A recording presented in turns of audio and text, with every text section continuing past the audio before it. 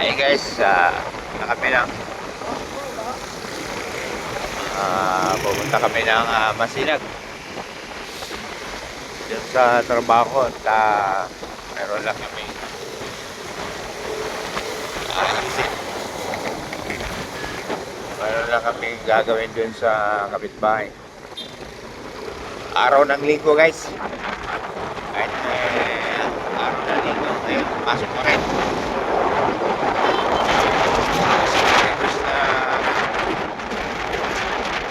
Bahay namin sa bugat na papagawa ng cabinet, kaya kahit di ko nagawa kami.